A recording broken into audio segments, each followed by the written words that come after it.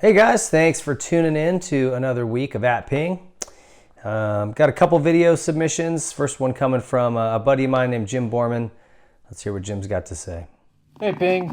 So I just became a USMCA certified riding coach, and I'm going to specialize in recreational riding. What are some areas that I should really focus on teaching the new riders?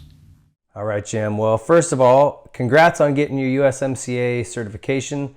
That's very cool. I love that you are wanting to give back to the sport and help younger riders, and I like that you focused on a certain area or niche, and that is, recreational riding. So folks just getting into the sport, kind of getting them started and getting their fundamentals dialed. So your question is, what should you focus on? And I have a few things that I think would be a good idea in terms of where to start.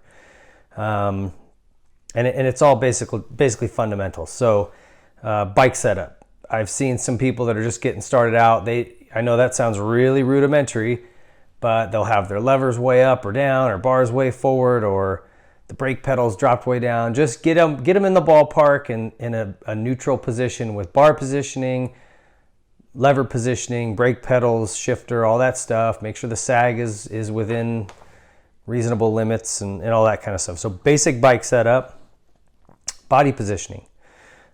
Just the general stuff, explain what the attack position is, explain what your body should be doing as you're accelerating, which is coming forward, or braking, which is pushing your butt back, getting your weight back a little bit to compensate for the weight that's going to be thrown forward. Cornering. This is, again, one of the basic fundamentals. What's the technique of coming into a turn, executing it and exiting the turn, and all of the things that are involved with that. Braking. This is something I see even in pretty good novice riders, maybe getting into the intermediate classes. They don't utilize their front brake. They don't understand the power that it has or how hard they can even be on it. I like to do a drill where we do like a start, send guys about 100 feet, maybe 80 feet, and just get on the brakes as hard as they can once they hit a line and see how quickly they can stop. And you learn real fast that all your braking power is in that front brake, and you'll learn just how hard you can get on it before it wants to start wandering and sliding out from underneath you. So get comfortable with the front, get them comfortable with the rear, teach them about trail braking.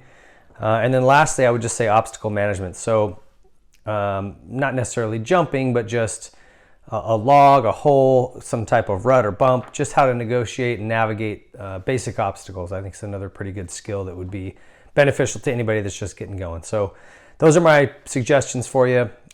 Stoked that we've got guys like you out there kind of crafting the next generation of riders and making sure that they're proficient technically.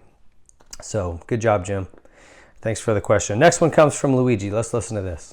Hi, Ping. This is Luigi from St. Peter-Ording in Germany. I'm here with my 1979 50cc Fentic to make the video a little bit more interesting, but also because it relates to the questions I have. I used to ride this bike when I was 14 in Italy, in exactly the same location where the 6 days took place. So it was an event I could not miss. I went, and it was well worth it. The US team was there. They were the defending champions, and they had great results. So that's why I also wonder why VitalMX or other medias didn't cover the event before or during the race. My second question is about the Motocross Race Nations, which is taking place in Italy in a couple of weeks. Unfortunately, we don't have any American team participating, and the AMA released a statement saying that due to COVID, travel restrictions or logistical challenges, it was not possible. So when I compare the effort which takes for an enduro team to go to Italy, compete 6 days, 120 miles per day, with many riders, many mechanics, I think the logistical challenges are much more, the expenses also. Motocross, we have like 3 riders, maybe maximum 3 manufacturers. Yeah, how can it be possible? I don't understand that. On top of that, we have this weekend the veteran motocross of nations, which takes place in England, and there we have a US team, so kind of strange, the whole thing. Anyway, I appreciate your answer, and I send you greetings from the North Sea. Bye. Okay, Luigi. So very cool bike too, by the way. That thing is pretty trick. A couple of questions here. Why are we not covering the 6 days? I can't speak to other media outlets, but I do know at Vital, we've been pretty strict about staying in our lane. You know, we're motocross and we focused on motocross, but we have some new leadership. Those of you who are aware that Michael Lindsay has kind of come back as content director. And in fact, we just had a meeting today about this, kind of our plans moving forward, things we want to see improve, change, whatever. And one of the suggestions we had was, hey, you know, there's a huge off-road segment, and why are we not catering to that a little bit? I think folks that ride off-road still follow motocross and vice versa. So why are we not addressing that and trying to provide some good content for those folks? And so I think that's a direction we're going to go. So look for that. Stay tuned. I think that's going to be something really cool that we're going to make a push for. Why didn't the Motocross of Nations team happen, particularly when the 6 days team did go? There's a lot of things. I know that they said logistically it's just too hard or whatever, but look, it's bad timing for the U.S. guys. They've had to come off a really long season. This is an issue that's ongoing. Cost is an ongoing issue. Team changes, you know, you got Tomac switching teams, we got Anderson switching teams, so that makes for bad timing. So some of our top guys that we might consider sending either just don't want to go, they're burned out, or they're switching teams. But I think in talking to a lot of the folks in these teams, on these teams, around the guys that we're supposed to go, is they don't want to get the vaccine. Travel's a nightmare right now. Bottom line, whether a vaccine is required or not, the mask the whole time and all the negative tests and all, it's just exhausting, and I think guys are over it. And these are elite level athletes. They don't have physical maladies. A lot of them do not want this vaccine. They don't need it. And so they've put their foot down on that. And the way that it's sort of reading is that you're going to have it. And so I think for a lot of guys, not everybody, but a lot of these racers, that's an issue. So I think that played a big part in it this year. And we'll see where it goes. It's a bummer. Obviously, there's a lot of countries not making it. And I think for a lot of the same reasons. So just fingers crossed this whole thing can blow over in relatively short order when we get back to normal.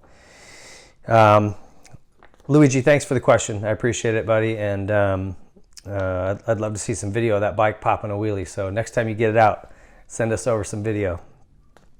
Lastly, this comes from Mike. He says, can you talk about getting your dirt bike suspension set up for yourself? Like, what is involved? Do you set it up? Example, if you are 180 pounds, is it just set up for 180 pounds, or is there a 5 or 10 pound plus or minus variant? Also, do you need to add all your gear weight to your weight when figuring this out? Do you need to ride so somebody can see how you ride and see what your suspension is doing before changing anything?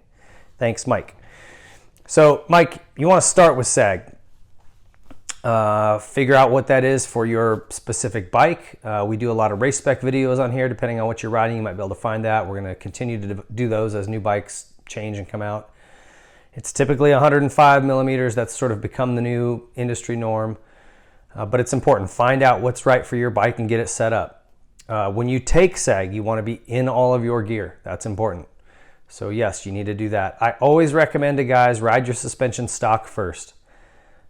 See what it is you want to change. What is it you don't like about it? If you can't tell that, you just don't feel like it's good, you might need to find the help of somebody who's either a better rider, better test rider, or someone that knows suspension that can come watch and give you some feedback.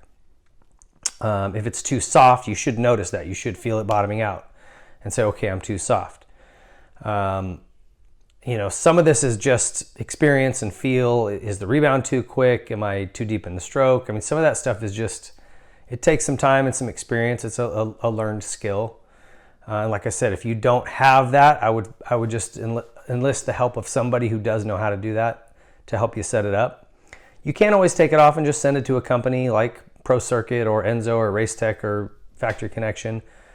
They have enough experience. They can say, okay, how much do you weigh? What's your skill level? What type of riding are you doing? And they'll get you really close in the ballpark. Those companies, that's what they do.